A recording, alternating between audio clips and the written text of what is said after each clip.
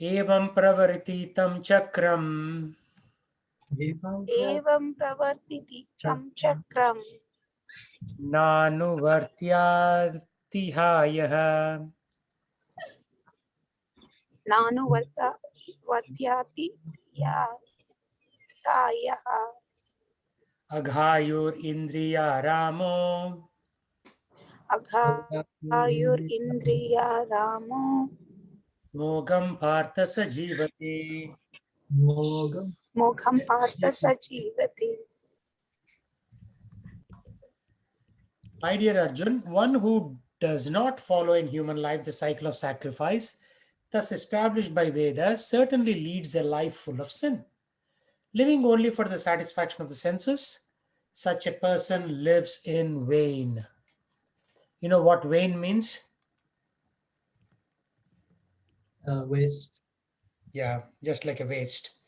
You are confused and you don't know what you're doing, that kind of thing. That is vain. So, if we do not follow the process of sacrifice, like chanting of the Hare Krishna mantra in the Kali Yuga, that is sacrifice. There are various kinds of sacrifices in the past ages, previous ages, which we cannot do right now, like fire sacrifice, spending a lot of ghee and grains. We cannot do in the Kali Yuga. So Kali Yuga sacrifice is just chanting the Hare Krishna mantra. That is the best sacrifice in Kali Yuga. Okay, Aryan, please read the purport. The mammonist philosophy of work very hard and enjoy sense gratification is condemned herein by the Lord. Therefore, for those who want to enjoy this material world, the above-mentioned cycle of performing yagnas is absolutely necessary. One who does not follow such regulations is living a very risky life, being condemned more and more. By nature's law, this human form of life is specifically meant for self-realization in either of the three ways, namely karma yoga, jnana yoga, and or bhakti yoga. There is no necessity of rigidly following the performances of the prescribed yagnas for the transcendentalists who are above vice and virtue, but those who are engaged in sense gratification require purification by the above-mentioned cycle of yagna performances. There are different kinds of activities. Those who are not Krishna conscious are certainly engaged in sensory conscious. Therefore, they need to execute pious work. Yet the yagna system is planned in such a way that sensory conscious persons may satisfy their desires without becoming entangled in the reaction of sense gratification work. The prosperity of the world depends not on our own efforts, but on the background arrangement of the Supreme Lord, directly carried out by the demigods. Therefore, the yagnas are directly aimed at the particular demigods mentioned in the Vedas. Indirectly, it is the practice of Krishna conscious, because when one masters the performance of yagnas, one is sure to become Krishna conscious. But if by performing yagnas one does not become Krishna conscious, such principles are counted as only moral codes. One should not therefore limit. Sorry, can you scroll down? His progress only to the point of moral codes, but should transcend them to attain Krishna consciousness. Yeah. So, what is your understanding, Aryan, of this? Krishna conscious people, like, well, I mean, people who are not Krishna conscious, when they do yagnas, it's mostly for their own benefit, or like to gain some. Like, Right. It is for some kind of material gain, only moral codes. So we should come to moral codes if we are not already following them. But then we should transcend them, means cross over the moral codes to something higher. So that is real Krishna consciousness. Right? And there are some points. The prosperity of the world does not depend on our own efforts, but on the background arrangement of the Supreme and Lord, directly carried out by demigods. The demigods are agents of the Lord, devatas are the agents of the Lord, designed to perform specific activities. So, what does that mean? The prosperity does not depend on our own efforts, but by arrangement of the Supreme Lord, directly carried out by the devatas. When one masters the performance of yajnas, one is sure to become Krishna conscious. So, performance of yajna should lead us to Krishna consciousness.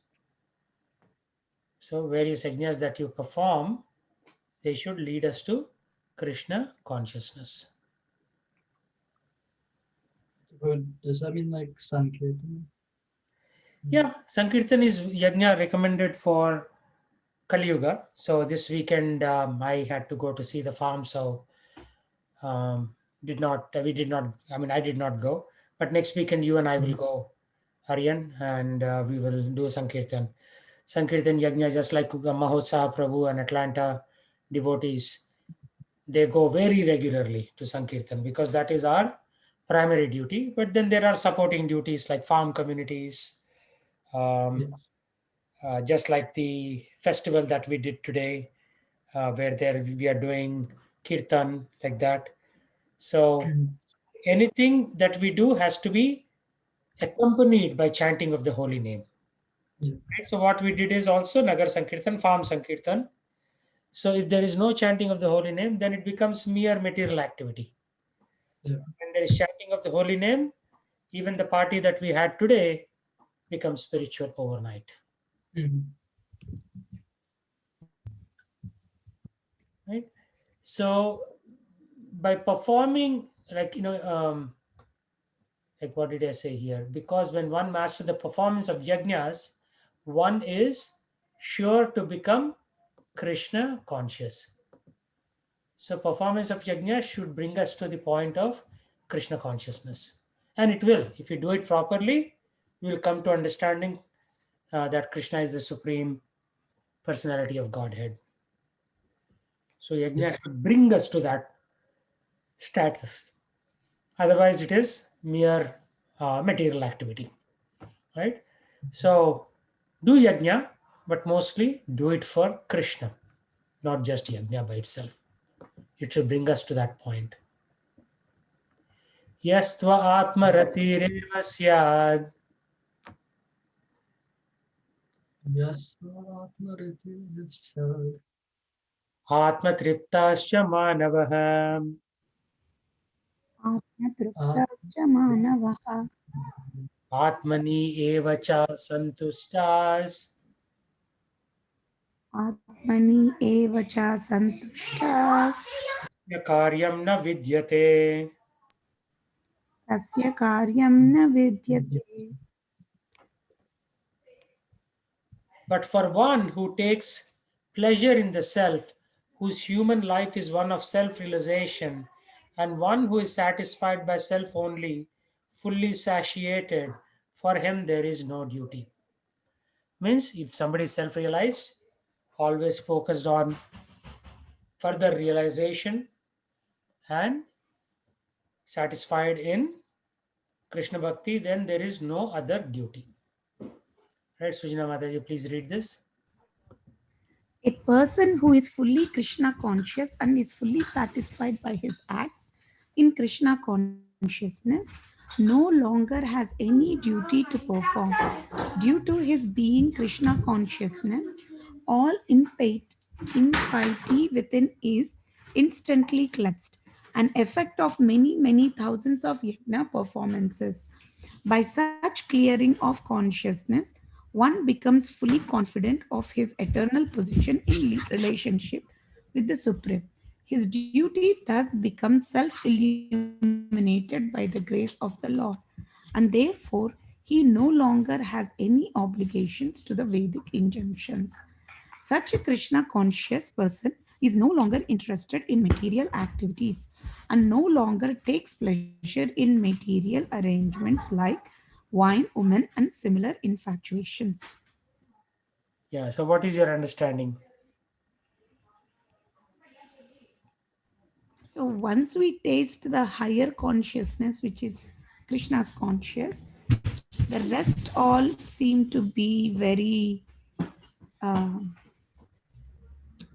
what do you say, very like you don't show interest in them, like you Right, don't feel like tasting them anymore. right. But there's also one other important point.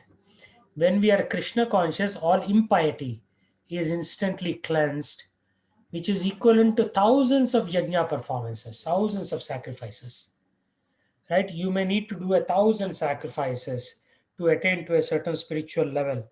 But if you surrender to Krishna and do those activities that are required by Krishna, then instantaneously all those impure, impious thoughts and activities will get cleansed, means cleaned.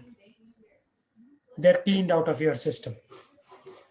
So that is why waste time doing these thousands of yajnas?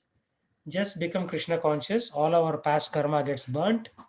Initially, it is put on hold and then gradually burnt, so we can reach the higher realms faster and then finally get liberated from the cycle of birth and death. So, if you just did charity, right, lot of charity, giving dana, then you will be elevated to heaven. And what is the benefit of heaven? Not much, because you'll go there, you'll enjoy for some time in heaven, again you'll come back to this material planet. Kshine punya martya lokam vishanti. After your punya is finished, you come to this martya or material world.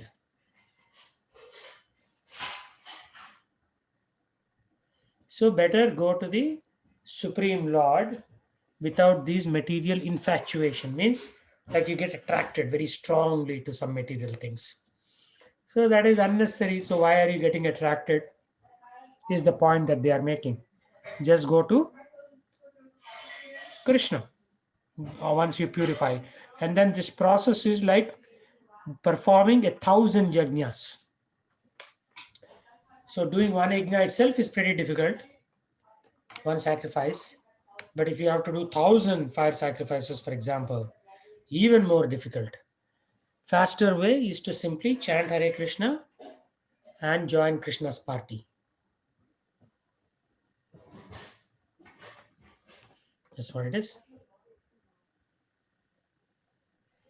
Naiva tasya kritenartho Daivatasya kritenartho na kriteneha kasyana na kritena kashana na chasya sarva bhuteshu na chasya sarve bhuteshu kasyid arthavyapasrayah. pashidartha ashara. Yeah, so essentially, after telling that what's the use of doing 1,000 sacrifices, you can simply surrender to Krishna and get the same benefit. Lord Krishna continues, a self-realized man has no purpose to fulfill. So normal people have so many purposes to fulfill. I have to build this bridge, I have to build this dam, I have to do X, Y, and Z. A self-realized man has no purpose to fulfill, nor has he any reason not to perform any work. If somebody gives him the work, he will not say, I don't like this work. He'll just keep performing. But he has no purpose. Yeah, because his purpose is already reaching Krishna. So he has no material purpose to fulfill. Nor has he to depend on any other living being. Like not taking up a job, doing certain things for the city or the government or for the corporation. These are not required. These are not, you don't have to depend. Although devotees also have jobs and do things, but they know back of their mind that all of this is merely temporary. So there is no need to depend on any other living being.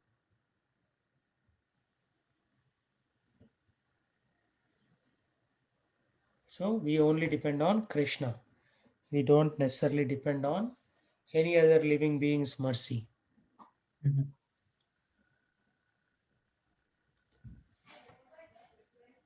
Okay, Harian, please read this. A self-realized man is no longer obliged to perform any prescribed duties save and accept activities in Krishna conscious. Krishna conscious is not inactivity either, as will be explained in the following verses. A Krishna conscious man does not take shelter of any person, man, or demigod. Whatever he does in Krishna conscious is sufficient to the discharge of his obligation. So, whatever he or she does in Krishna consciousness is sufficient to discharge the obligations. So, you don't need any special effort beyond doing bhakti or Krishna devotional activities. That is sufficient. It's very clearly said.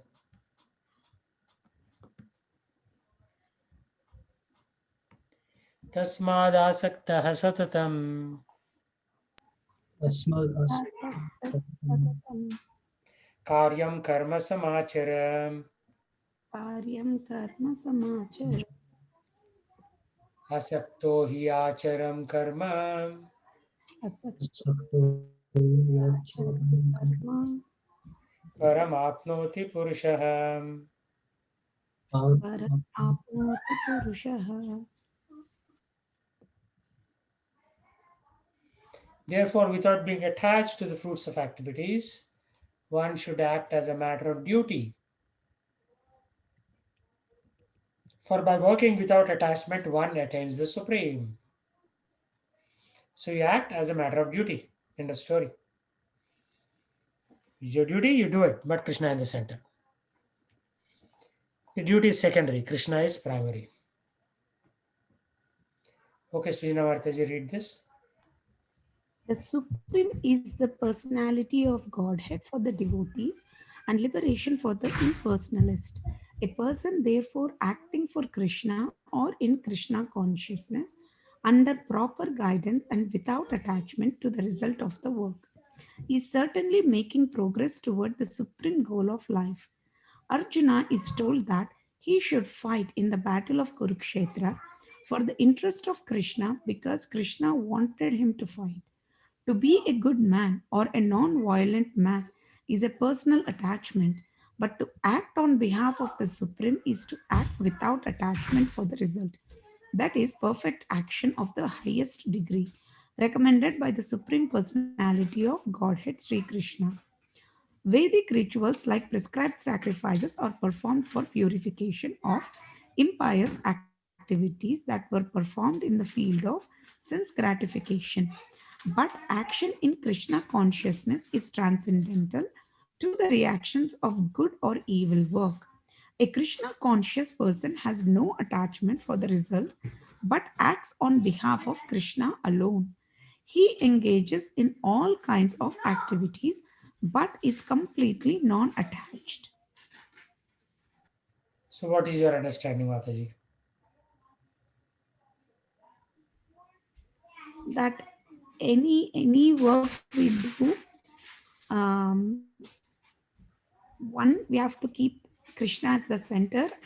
So all the plus and minus goes to Krishna, and not, I mean, I think negative, I don't think we take it on us, Prabhu. Positive only we take it on us. Right. So keep that to Krishna is a higher cause, and that's how you can learn non detachment or non attachment. Okay. Any other point that is mentioned?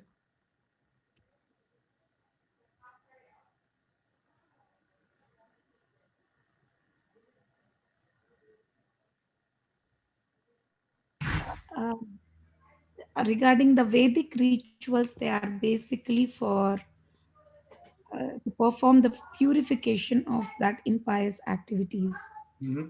or it's mostly for the sense gratification. Mm-hmm. Mm-hmm. But the Krishna conscience is transcendental to the reactions of good or evil work. Um, so, so I mean, at least my understanding is when you do this Krishna consciousness, it's more of not to reduce your impious activities, but not even have that kind of ask. I, yeah. Okay. Okay. Good points. Any other point you want to add, Aryan? Um,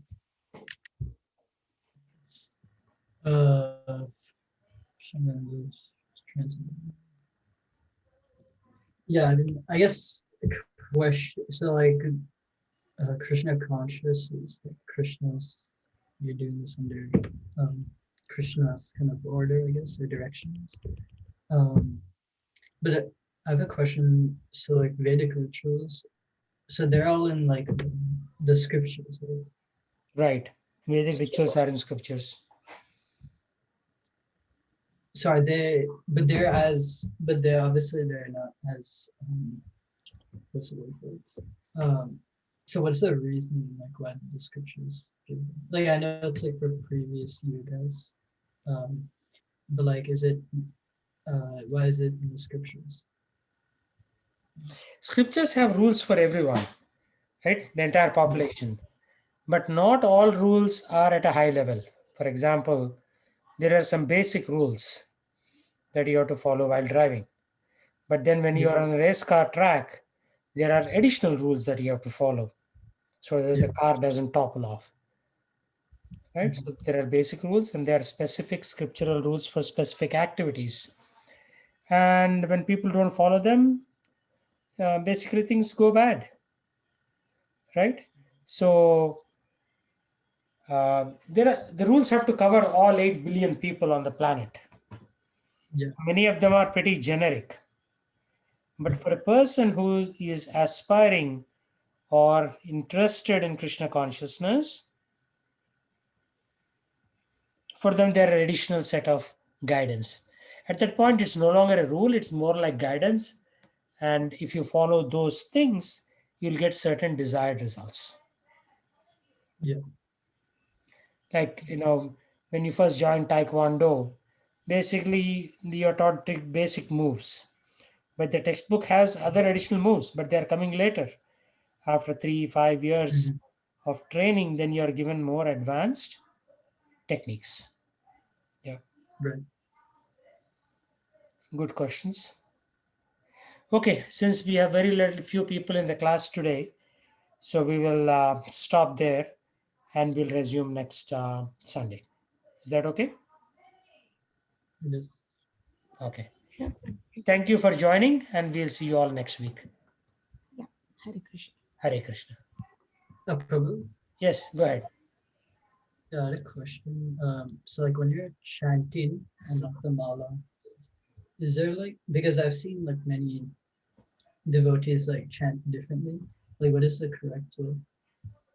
Because my Correct mom way of chanting is that you should hear each syllable explicitly.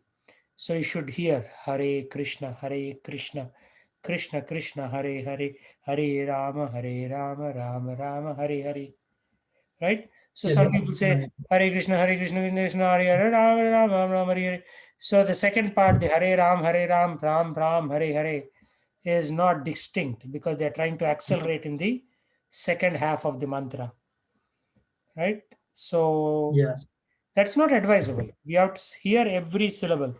Even if it takes a little longer, Hare Krishna, Hare Krishna, Krishna Krishna, Hare Hare, Hare Ram, Ram Ram, Hare Hare. That is fast, but at the same time, you are hearing the Hare and the Ram very explicitly. So a lot of people roll their tongue in the second half of the mantra. So even if you yeah, are whispering, you should whisper properly each word clearly and distinctly and separately. you're right. Okay, Yeah, right way to chant is you should be able to hear each word, right? Sometimes people say Hare Krishna, Krishna Krishna, Hare Hare, Ram Ram, Ram Ram, Hare Hare. Hare." So you cannot identify the Hare Ram. So it all becomes like Hare Ram, Hare Krishna, like that, right? So if you cannot hear it, then you are not chanting it properly. And if you right. don't chant properly, you'll not get the result. So one day, one Okay. person had a dream. Krishna was all bloated and body was drooping, and he wasn't having, much attractiveness in his face. And then this devotee asked in his dream, "My Lord, why are you looking like this?" And the Lord said, "This is how you chanted, not with much interest, too fast, mumbling the words." So if you Yes. chant everything perfectly, the Lord will manifest in his correct form. And if you're chanting in a careless manner, the because ultimately the name is leading you to the Lord. So if you are careless in chanting if I am careless, then I will not get the Mhm. desired result. So I have to be careless. Initially, it's okay because you are learning, you'll make mistakes. But after a few years, then people will, Krishna will expect you to chant properly, right? You are no longer a newcomer at that point. Yeah, because yeah, I mean, my mom said she wants me to chant out loud, like we usually hear. Yeah. So that's Okay, it. thank you. Again, we can keep discussing this thing, but that is very important. Whatever take it takes for you to chant clearly, distinctly with love and affection to the Lord, you have to take that. For some people, it is by sitting in their front yard. Some people, it's backyard. For some people, it's when you're on a walk. Although walk is challenging, right? When you're walking, you cannot focus. There's cars going, people going, with Yeah. dogs and cats. There is something that will distract you, and your word recitation will not be complete. Yes. Therefore, it is super important to be clear. Okay. Thank you. Yeah. Okay. See you all next week. In the meantime, chant Hare Krishna. Hare Krishna. Hare Krishna.